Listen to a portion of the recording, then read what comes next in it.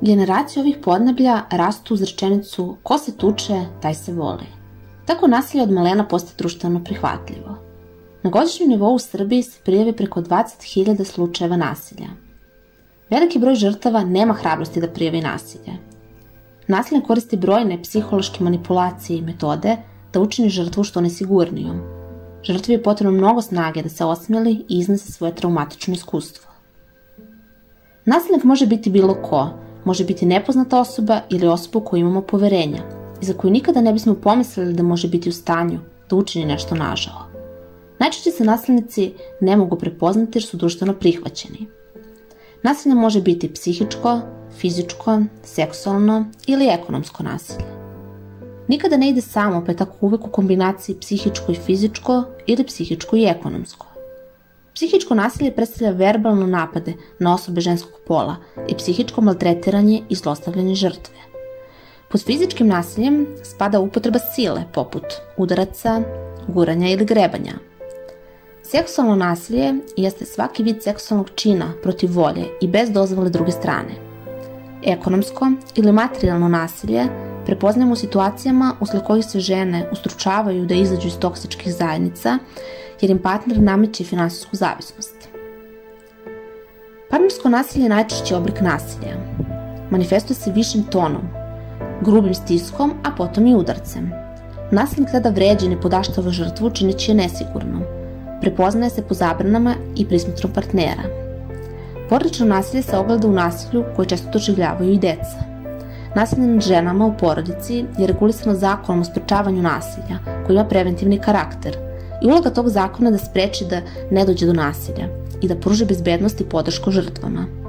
Samo ovaj zakon je definisao ulogu svih institucija i odredio je uloge ko kada postupa, koje su obaveze i koji su zadaci. Porodično nasilje dovodi do femicida, ubistava žena i ono se dešava upravo onda kada se žrtva suprotstavi nasilniku.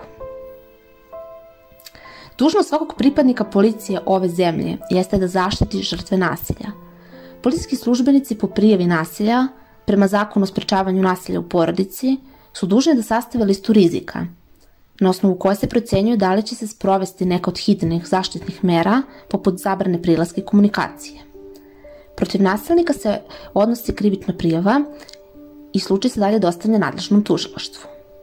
Žrtva mora posjedovati dokaze o nasilju, lekarsko uverenje o telesnim povredama, svedoke ili fotografije. Zašto žrtve ne prijavljuju nasilje? Razlozi zbog kojih se žrtve ne opredeljuju da prijave nasilje su strah od posledica, nedostatak poverenja u institucije, nesigurnost u sebe, osjećaj krivice i neadekvatna kazna za počinioce. Svedoci smo sve učestalih stereotipa da je žrtva svojim ponašanjem ili izgledom izazvala nasilje i to je duboko ukorenjeno. Kada žena prijavi nasilje, često se polemiše šta je ona uradila pa je doprinela tome i kako je izazvala nasilnika, da s tim postupcima verodostojnost priče stavlja na test, a žrtva dodatno viktimizuje. Deo problema su i tradicionalni društveni fenomeni koji se svode na to da muž kao glava porodice ima pravo da koristi nasilne metode. Takve slučajeve prepoznajemo onda kada komšije ili poznanici koji su čuli ili znaju da se nasilje događa u njihovoj neposrednoj okolini odbijaju da prijave vodeći se mišlju da je to privatna stvar i da se to njih ne tiče. Institucionalni sistem mora da postoji i da prepozna, pruži podršku i zaštitu žrtvi, a sa druge strane da sankcioniše nasilje i da se pruži prilika žrtvi za oporavak. U praksi, žene koje se odluče da prijave nasilje se susreću sa sporim procesom i birokratskom procedurom. Predugi vremenski period od vremena kada žena prijavi nasilje i nasilnik bude osuđen, žrtvu stavlja u bezizlaznu situaciju i dodatno ugrožava njenu sigurnost. U manjim sredinama u kojima je veća verovatnoća da se ljudi međusobno dobro poznaju, dodatno loše utiče na procedure zaštite žrtava. Tamo se ljudi znaju detinjstva i stvaraju se posebno bliski odnosi. Prilikom određivanja kazne raspravlja se o ljudskim pravima počinioca, čime se žrtva stavlja u drugi plan. Presude su na zakonskom minimumu, oslobađajuće ili eventualno uslovne kazne, te oni često nakon izlaska na slobodu nastavljaju sa zlostavljanjem i uznemiravanjem žrtve. Statistika je pokazala da je među zlostavljačima najviše povratnika. Kako bi žrtve imale sigurnost i poverenje, potrebno je pooštriti zakonsku politiku. Uloga i odgovornost medija je velika. Senzacionalistički pristup medija daje nove materijale za detaljnu analizu i uvlači žrtvu u nova objašnjenja sa ciljem pridobijanja pažnje javnosti. Nasilje je oduvek bilo, ali se u današnje vreme uz društvene mreže i internet za njih brže i lakše sazna. Ranije nije postala mogućnost da se snimci nasilja dele i budu javno dostupni.